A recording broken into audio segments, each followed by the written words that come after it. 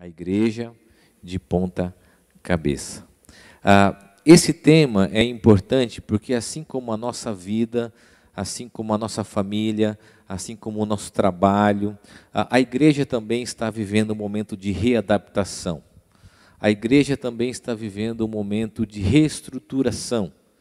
Aliás, eu acredito que isso é uma coisa boa, porque é um momento histórico onde a igreja, como qualquer área da sociedade, está sujeita, está exposta às mesmas circunstâncias e situações do que a sociedade. E isso coloca a igreja diante de alguns temas que talvez ela não iria discutir, não iria debater, não iria refletir a respeito disso. E quando nós falamos sobre comunidade de fé, fica aqui comigo, isso tem a ver com a sua vida, tem a ver com a minha vida, a forma que nós compreendermos ser a igreja. E eu acredito que essa pandemia, toda essa circunstância que nós estamos vivendo, pode gerar uma nova compreensão a respeito de vivermos em comunidade. Então eu quero levantar com você aqui algumas coisas que estão sendo refletidas, e eu acredito que nós aqui também estamos pensando nisso. Não só porque nós estamos fechados, pensando no cuidado, na saúde das pessoas, não só porque nós estamos em casa, isolados, mas eu acho que é propício a gente refletir sobre diversas coisas, inclusive coisas antes da pandemia e que na pandemia se colocam como grandes desafios. Preste bem atenção, eu quero levantar aqui alguns problemas. O primeiro problema é falar o que nós não somos. Nós temos que, muitas vezes, romper a imagem da cultura em relação à igreja. Há um certo preconceito, principalmente por causa do que as pessoas veem nas redes sociais, na televisão. Há uma barreira da imagem. Eu não quero ser aqui, de forma nenhuma, achar que nós somos melhores do que alguém. Nós não somos melhores do que ninguém. Mas, infelizmente, muitas vezes nós temos que dizer às pessoas aquilo que nós não somos, na sua faculdade, no seu trabalho, para a sua família, para as pessoas que convivem com você. Quando você fala que vai numa igreja evangélica, numa igreja presbiteriana, a imagem que elas têm, até fruto de tudo isso que elas veem, não é uma imagem boa. E aí é preciso que a gente fale o que nós não somos, o que nós não somos. O segundo problema é expectativas erradas em relação ao que é uma comunidade. Tem muita gente que espera e não compreendeu o que de fato é a igreja e qual o seu papel na vida delas. Elas esperam que a igreja, enquanto instituição, seja um lugar perfeito. Elas esperam que a igreja, muitas vezes, seja um local onde encontre pessoas perfeitas. Mas preste bem atenção. Não há um lugar perfeito simplesmente porque não existem pessoas perfeitas. Não há uma igreja perfeita simplesmente porque não existem pessoas perfeitas. E essas expectativas erradas, de alguma forma, geram uma frustração no nosso coração. Um outro problema muito em função disso, são as pessoas decepcionadas com a instituição. Nós encontramos muita gente ferida e decepcionada com a igreja e com seus líderes. Nossa comunidade, nesses últimos anos, temos enfrentado esse desafio de acolhermos pessoas feridas, pessoas decepcionadas, que dedicaram o seu tempo, que dedicaram a sua vida a uma igreja, a uma instituição e foram feridas. Hoje elas só querem apenas um local para ouvir uma palavra, para participar de uma adoração, de um louvor comunitário, mas elas não querem mais se envolver, porque foram feridas pela instituição. Em algum momento elas foram expostas também publicamente, porque a igreja não soube lidar com questões morais, éticas, e expôs essas pessoas, principalmente no aspecto moral. Um outro ponto, e isso tem muito a ver até com o momento que nós estamos vivendo, é a virtualização da fé. Isso me preocupa. Muitas pessoas se tornaram espectadores e acompanham apenas virtualmente a vida da igreja e consomem o conteúdo da fé cristã, mas não querem mais uma experiência comunitária. Quando a gente pensa nisso, é claro que isso talvez possa ter acontecido pelos motivos que eu já citei, mas ocorre principalmente por alguns conceitos equivocados. Preste bem atenção aqui que eu quero me dirigir a você. Nessa ideia de que é possível somente consumir conteúdo de fé cristã, somente participar virtualmente, nós temos um conteúdo equivocado. Eu quero falar sobre isso. A ideia equivocada de que você é a igreja, de que eu sou a igreja. Mas me desculpe, não existe igreja apenas baseada no indivíduo. Você sozinho não é a igreja. Quando você ouve alguém dizer assim, eu sou a igreja, não. A Bíblia diz que nós somos a igreja. E a palavra eclésia considera o ajuntamento de pessoas. Você pode ser um representante da igreja, você pode ser parte da igreja, mas a igreja só tem sentido se tiverem pessoas ao seu lado. Então, quando eu me isolo, quando eu me distancio, e quando eu passo somente a virtualizar a minha fé em função de várias coisas, na verdade eu não estou vivendo em comunidade. Eu estou vivendo uma espiritualidade individualista, uma fé que tem mais a ver comigo do que com o senso comunitário. E deixa eu dizer algo para você, a fé cristã não se vive isoladamente. A fé cristã se vive em comunidade. E aí eu quero ler com você, depois de colocarmos todas essas dificuldades e desafios que vêm à tona na pandemia, o texto de Romanos capítulo 12, do versículo 4 ao versículo 5. Quando o apóstolo Paulo, ele usa de uma analogia comum nos teus textos, inclusive nós vamos encontrar em outras passagens, quando ele diz o seguinte: porque assim como um só corpo, temos muitas partes e todas elas, assim também nós, embora sejamos muitos, somos um só corpo por estarmos unidos com Cristo. E todos estamos unidos uns com os outros, como partes diferentes de um só corpo.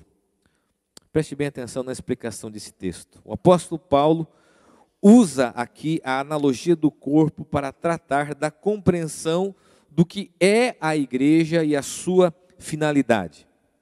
Embora Paulo se refira ao conceito grego do corpo, que tem um aspecto estético da unidade e da comunhão, a expressão aqui também se refere ao sentido orgânico e organizacional da igreja. Eu vou explicar isso. Preste bem atenção, porque muitas vezes quando a gente olha para o conceito grego, a gente acha que só a estética, a unidade, mas a gente não compreende a essência do que Paulo está querendo dizer. Quando Paulo faz essa referência à igreja como um corpo, ele usa da estrutura para mostrar para nós coisas interessantes. Esse equilíbrio necessário entre aquilo que é orgânico e aquilo que é organizacional. Eu digo que o orgânico são as vísceras, os músculos, aquilo que está em torno de uma estrutura óssea. E aquilo que é organização é essa estrutura óssea. A igreja tem suas bases naquilo que é organismo e também naquilo que é sua organização. O que é orgânico? Os relacionamentos, as pessoas, as amizades. Isso é orgânico. E o que é organização? A instituição. A necessidade de nos organizarmos devidamente, da melhor forma. Então, quando você pensa numa igreja só quanto organismo, você desconsidera a importância da organização.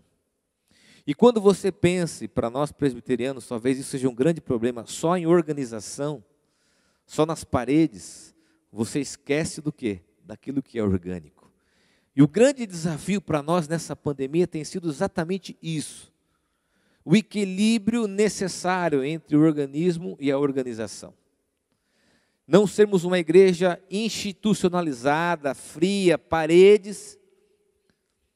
Uma igreja que conhece o conceito bíblico daquilo que é orgânico, mas também não sermos uma igreja só orgânica, que desconsidera o princípio daquilo que é importante na organização. E se a gente olhar para essa analogia de Paulo, do corpo humano, quando você tem um corpo só com um esqueleto, com a estrutura óssea, você não tem vida.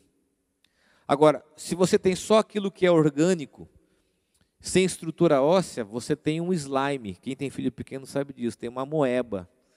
Você tem uma gelatina que não tem estrutura, que não tem organização. Então o equilíbrio se dá na medida que nós compreendemos que a igreja é organismo e organização. É organização e organismo. Não só organização, porque daí nós viramos um esqueleto onde paredes são mais importantes do que pessoas, e nem só organismo, sem nenhum tipo de estrutura e sem nenhum tipo de organização. E quando a gente olha para esse texto, e a ideia do corpo orgânico, do corpo organizacional, do corpo estético, o corpo da comunhão, nós podemos considerar 5 coisas. Eu quero aqui ser bem objetivo com você, e quero que você pense comigo nesse exercício do que Paulo está dizendo, e da importância de você viver a sua fé cristã em comunidade. Em primeiro lugar, se somos corpo, todos são aceitos. Vou repetir isso porque tem muita gente precisando ouvir isso, principalmente pessoas religiosas. Se somos corpo, todos são aceitos. Olha que interessante, Paulo usa as expressões nós, embora sejamos muitos, uma outra expressão, partes diferentes, e os estudiosos vão dizer que ele não apenas se refere aos nossos dons, mas às pessoas diferentes. E note que ele usa os termos, embora sejamos muitos. Quando a gente para pensar nisso, a gente olha para uma grande dificuldade da igreja, aceitar as pessoas que são diferentes. Na década de 70, de 80, de 90, a igreja era homogênea. As pessoas se vestiam da mesma forma, elas gostavam das mesmas músicas, só que à medida que o tempo foi passando, nós vemos uma cultura heterogênea.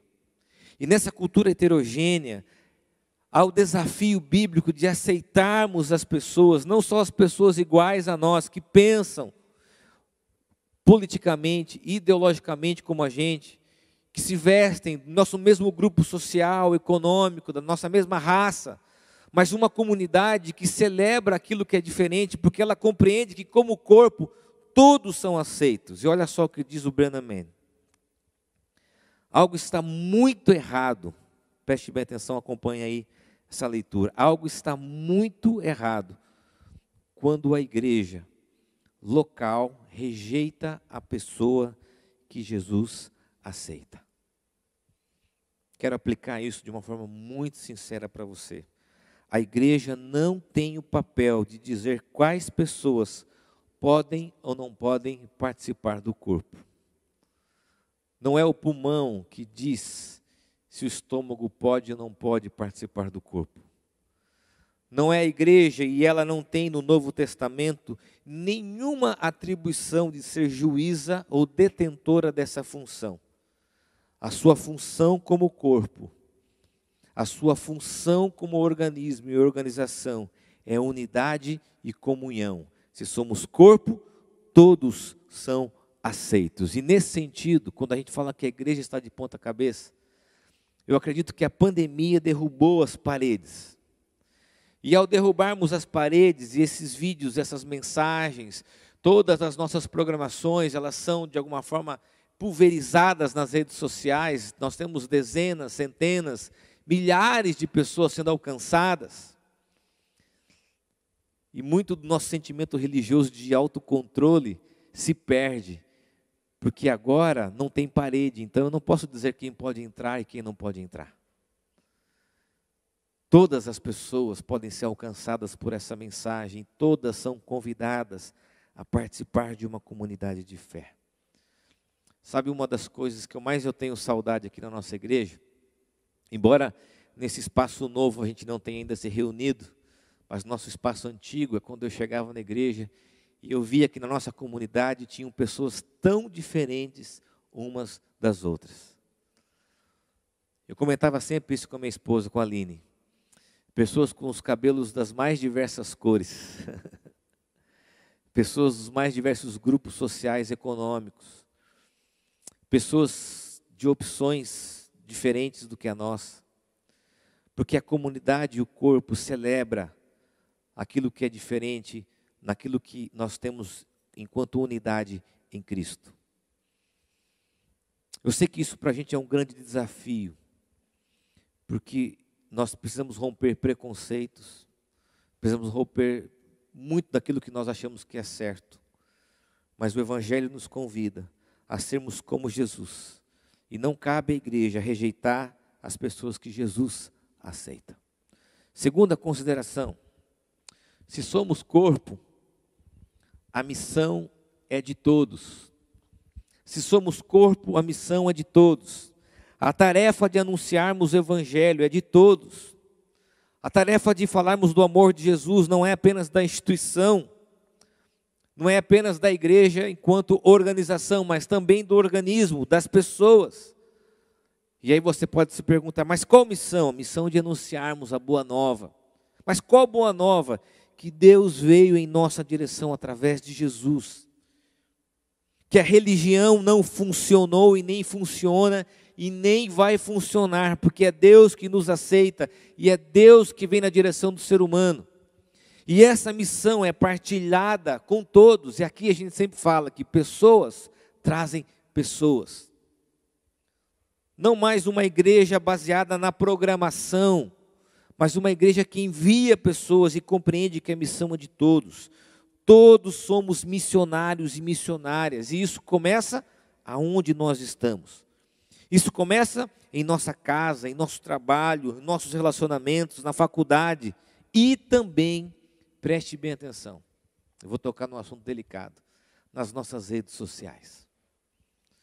E também no nosso comportamento enquanto usuário no ambiente virtual. Quando a gente fala por aí, em alguns eventos a respeito de comunicação, há um conceito chamado experiência do usuário. Que o comportamento do usuário no ambiente social está diretamente ligado ao conteúdo que ele divulga.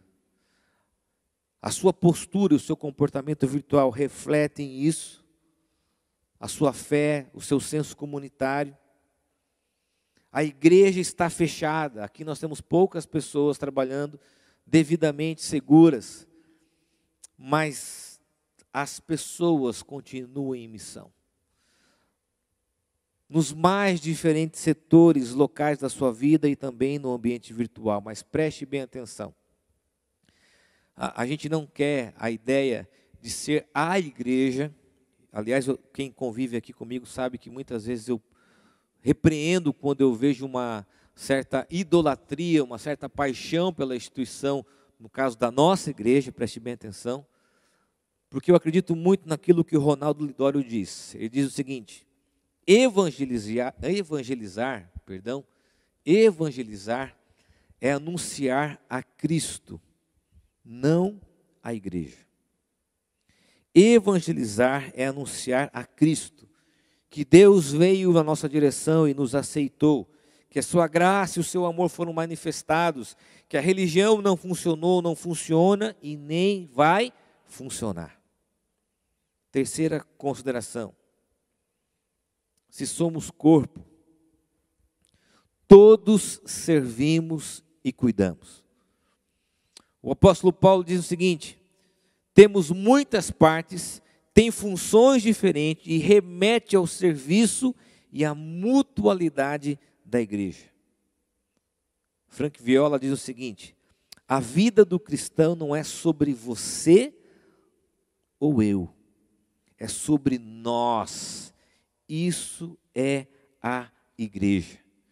Então, desculpa dizer algo para você, mas essa ideia de que você é a igreja sozinho, virtualmente, sem nenhum tipo de serviço comunitário, envolvimento com as pessoas, isso não é a igreja. Quero fazer algumas perguntas. Aonde você serve? E de quem você cuida? Talvez esse seja o maior desafio da vida comunitária. Você conviver com pessoas tão diferentes, ainda cuidar e servir delas. Porque pessoas são imperfeitas, pessoas ferem, pessoas machucam. Assim como elas são imperfeitas, nós também somos imperfeitos e temos um alto potencial de feri-las. Mas na vida cristã, não há uma caminhada solitária, não há um exercício apenas individual, mas ao exercício da mutualidade. E essa pandemia tem nos ensinado isso. Nós precisamos uns dos outros. É muito comum a gente ouvir nos dias de hoje que as pessoas estão com saudade de se abraçarem, de se encontrarem. Aliás, essa é uma das coisas que mais nós sentimos falta aqui no nosso espaço, né? A gente poder chegar, dar um abraço, conversar, encontrar. A nossa igreja tem essa característica dos relacionamentos, do ambiente informal. Nós sentimos falta da comunhão, nós sentimos falta das pessoas. E isso está nos mostrando a importância, se somos corpo, todos servimos e cuidarmos uns dos outros. Não é só a tarefa do pastor, da equipe pastoral, da Bruna, das pessoas que trabalham aqui, é tarefa de todos que fazem da comunidade, fazem parte da comunidade, cuidarmos uns dos outros, servirmos uns aos outros. Agora, na nossa cultura hedonista, onde o ser humano é o centro, falar de cuidar, falar de servir não cabe. A gente quer chegar, a gente quer só acompanhar, consumir, mas não quer servir. E essa talvez seja uma das coisas que mais rompem o nosso paradigma em relação à ideia de que a igreja é o indivíduo, o serviço. Igreja é o lugar de servir um aos outros, cuidarmos uns dos outros. Quarta consideração: se somos corpo, nossas vidas são o templo. Eu quero explicar isso para você, porque nós somos a igreja. E que esse local que nós estamos aqui só tem sentido se tiver pessoas aqui. Esse local só tem sentido se as pessoas no convívio da comunhão, assim como as próprias palavras de Jesus ao dizer que aonde estiverem 2 ou 3 reunidos em seu nome, ali ele estaria. Evidencia a ideia da comunhão, dos relacionamentos, de que nós fazemos parte de um corpo, de que nós fazemos parte de um todo. E aí a gente se vê no distanciamento social. E aí a gente se pergunta, mas como que eu posso me conectar ao corpo? Será que só através da transmissão? Também, a gente está conectado aqui. Através das programações do que a gente tem de relacionamento, através do Hub Solidário, através do Hub Devocional, sim, também. Mas existe uma forma de você se manter conectado em comunhão, mesmo que distante. Sabe como? Tendo a sua liturgia diária. Vou explicar isso. Tendo uma vida diária com Deus. Não apenas consumindo, mas estabelecendo uma vida devocional. E essa pandemia nos mostrou a necessidade de sermos igreja aonde? Em nossas casas. Aliás, eu vou falar para você que esse talvez seja um dos meus grandes desafios. Pastorear o Hub Sorocaba e pastorear a minha casa. Cuidar das pessoas que estão próximas de mim. Como que eu me mantenho em comunhão com a igreja? Começando da minha casa. Começando com as pessoas que estão comigo. Desenvolvendo uma vida devocional diária e liturgias diárias do cotidiano. Você tem orado? Você tem lido? Você tem servido na sua casa? Você tem estabelecido comunhão? Porque esse é um grande desafio para nós. O pastor Ricardo Barbosa diz o seguinte: se você não consegue ouvir Deus no silêncio do seu quarto, não vai ouvi-lo no barulho da igreja. Tem muita gente querendo voltar para os nossos cursos, não é verdade? Não é muito bom? Louvor, a música, as pessoas, o barulho das crianças correndo. Mas se você não consegue ouvir Deus aí aonde você está, você não vai ouvi-lo aqui.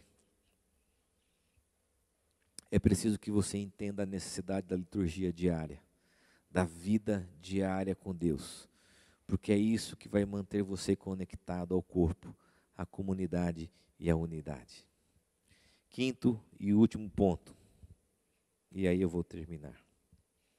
Se somos corpo, Cristo é a cabeça. Vou repetir. Se somos corpo, Cristo é a cabeça. Não são as pessoas, não são os líderes, não sou eu, embora isso eu sei que vai resultar em algumas piadas dos meus amigos mais chegados, né? Cristo é o cabeça. É para Ele que nós olhamos. Eu vou repetir isso porque se a gente tivesse aprendido no início, logo na chegada, em participar de uma igreja, muitos dos conflitos, muitos das frustrações, muitos das decepções que nós tivemos, elas talvez seriam menores, se ao invés de olharmos para as pessoas, olhássemos para Cristo. Eu amo estar aqui, eu amo as pessoas da comunidade, tenho amigos, mas eu não quero olhar tão somente para elas, eu quero olhar para Cristo. Eu sei que tem muita gente que gosta de mim, me ama, que gosta e ama a Bruna, mas deixa eu dizer algo para você. Não olhe para mim, eu sou falho. Aliás, se você quiser conversar com a minha esposa, você vai saber muito bem disso. Não olhe para a Bruna, olhe para Cristo, porque a igreja é um exercício constante para apontarmos para a expressão daquilo que Cristo é. E quando fazemos isso, nós entendemos que Ele, Cristo, é o modelo e a expressão da graça de Deus através da sua vida. A igreja deve ser um sinal e expressão da graça de Deus através da vida de Jesus. E aí a pergunta é, será que as pessoas vão voltar após essa pandemia? Eu tenho recebido muito essa pergunta, será que elas vão voltar? Eu sempre digo o seguinte, aquelas que olharam para Cristo vão voltar. Aquelas que entenderam o sinal da graça de Deus e que não olharam para as pessoas, mas que olham para Cristo, irão voltar. Porque a igreja é essa comunidade da graça, essa comunidade de Cristo. Nós olhamos para Ele e aqui nós vivemos a graça como pessoas imperfeitas, como pessoas falhas, mas nós olhamos para Ele. Eu quero terminar citando uma frase do Filipenses. O Eliel, nossa igreja, gosta muito dessa frase, e quando estava escrevendo, lembrei dele. Ele diz o seguinte, Filipenses, não Eliel, Filipenses. Abandonei a igreja durante algum tempo, porque encontrei bem pouca graça ali. Voltei, porque não descobri graça em nenhum outro lugar. Por que nós precisamos da igreja? Porque a igreja é um lugar de transformação, de humanidade, porque a igreja é um lugar de pessoas imperfeitas, pessoas falhas, e que reconhecem que precisam de Jesus. A igreja não tem um papel de ser juíza, tem um papel de acolher, de servir, de cuidar, e de constantemente apontar para a pessoa de Cristo. Talvez a igreja, na nossa sociedade, vai ter um papel muito importante pós-pandemia. Generosidade, acolhimento, cuidado, comunhão, pessoas com problemas emocionais, problemas e dificuldades financeiras. Mas tem uma coisa que a igreja, eu acredito muito nesse potencial da igreja. Sabe qual é? A igreja talvez seja o único lugar onde as pessoas diferentes se encontrem. No mundo polarizado, talvez a igreja seja o único lugar onde pessoas que pensam e vivem diferentes se encontram. Às vezes aqui comigo eu chego na igreja, eu via isso acontecer, pessoas que tinham visões políticas bem antagônicas, distintas, estavam ali. Pessoas de classes sociais diferentes, pessoas de grupos culturais diferentes. E eu dizia, somente aqui é um local e um lugar onde a gente pode reconhecer o quanto nós precisamos de Cristo na nossa vida. Eu quero orar com você. Nós vamos terminar, temos apenas mais um aviso, fica aí. Mas eu quero pedir que você entenda a necessidade, você que está nos assistindo, de continuar conectado à igreja, ao corpo, e da importância que temos de viver uma igreja bíblica. Uma igreja imperfeita, mas que aponta para um Deus perfeito. De uma igreja que pessoas falhas, mas que aponta para um Cristo ressurreto e verdadeiro. Feche teus olhos, nós vamos orar. Senhor, eu quero, ó Deus, orar pelas pessoas que estão nos assistindo. Quero orar, ó Deus, para que essa palavra venha ao nosso coração, seja uma reflexão importante a respeito da nossa compreensão do que é uma igreja. Muitas pessoas, ó Deus, são consumidas por uma religiosidade cega, tiveram, ó Deus, seus filhos afastados, tiveram, ó Deus, experiências ruins e precisam da graça e do amor de Deus, de um local acolhedor. E a nossa oração é apenas dizer que nós queremos olhar para o Senhor, que a nossa igreja quer olhar para o Senhor. É o que eu oro, ó Deus, no nome de Jesus. Amém.